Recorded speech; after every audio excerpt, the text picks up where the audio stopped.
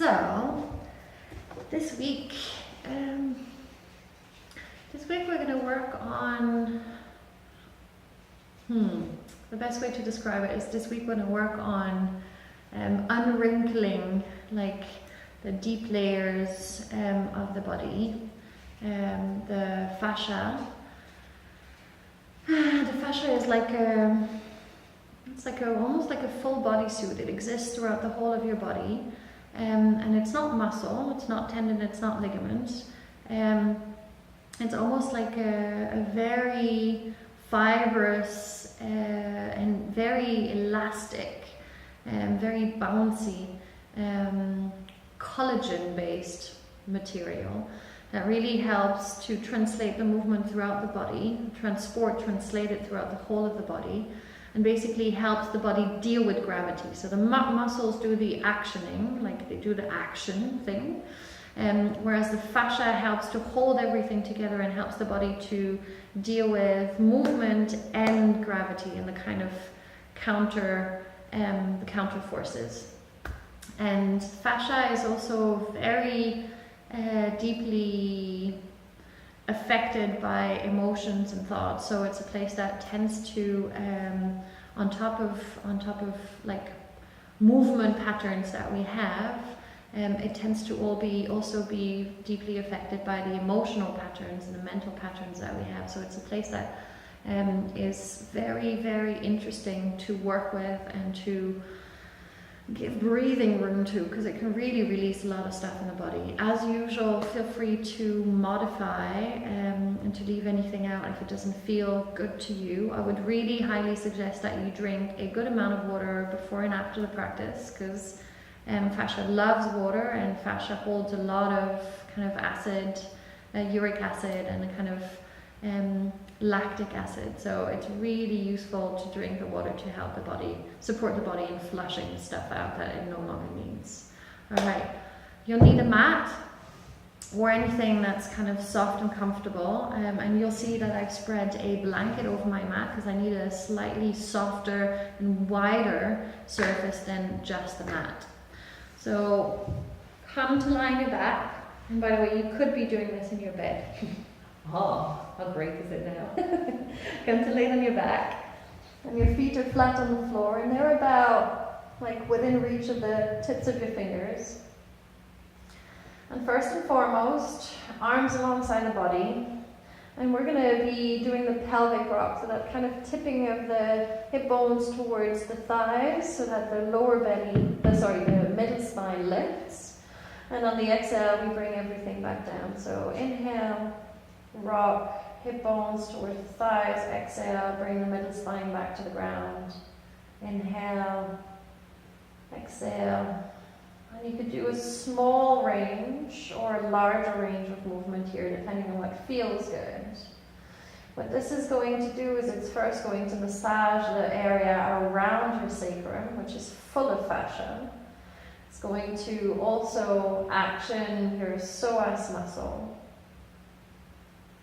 It's going to help to also stretch the fascia and the muscle in and around the diaphragm muscle.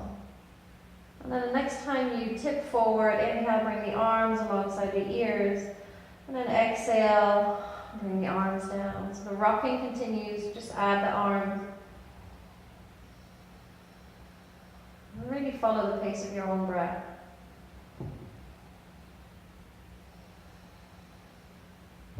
And you could do this for much longer if you wanted. I'm just going to show you small excerpts of what we're going to do. And everything that we're going to do right now in this sequence actually really benefits from repetition. So the more you do them, the more it's really going to help to release things. Bring the arms alongside the head so that the elbows are at shoulder height and the fingers are pointing back. And then bring the feet wider than your hips. And then on the inhale, you're going to drop your right leg in towards the left foot. And then the exhale, roll back onto the heel, knee up. Inhale, drop the knee.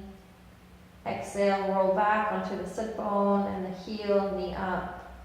And so you're just going to keep doing that. And all you're going to do, after you do that maybe at least 10-15 times, is you're going to extend the arm and turn the head to look towards the right fingertips, and then exhale, bring the elbow back to shoulder height, and then knee up. Inhale. Exhale. So on the inhale, the knee drops, head turns, the arm stretches. On the exhale, the knee, the elbow come back to place, and the head back into the center. And this really stretches the whole line from the knee all the way to the fingertips, past the sides of the body. And then simply do the same thing on the other side. So knee down towards the right foot, and then on the exhale, roll back. Inhale, drop the knee towards the right foot. Exhale, roll back onto the sit bone, onto the heel, knee up. Then after you've done that 15 times, maybe extend the arm, turn the head to look toward the fingers, really reach long through the arm. Exhale, bring everything back to its original position. And once you've done that, you really could do each side for a minute. Cross your right leg over your left, extend the arms out towards the sides at shoulder height.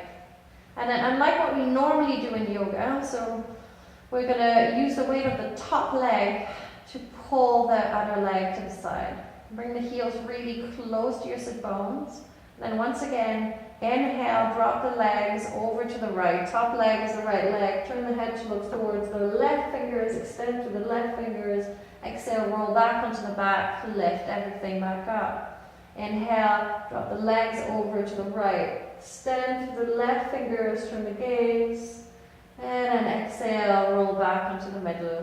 Do that a few times. And then eventually you're going to keep dropping the legs. And you're going to roll that left arm over the big thumb if you were trying to touch the little finger and the palm of the hand onto the ground. And then exhale, come back up. I'll just show you on the other side. So the top leg is used to drop the weight over to the side that it corresponds to. So inhale this time, left leg is on top. Inhale, drop the legs over to the left. And then you roll the arm. You might not actually press the palm down, you might get there, but really keep reaching long. And then exhale, come back to the center. Inhale. And then exhale.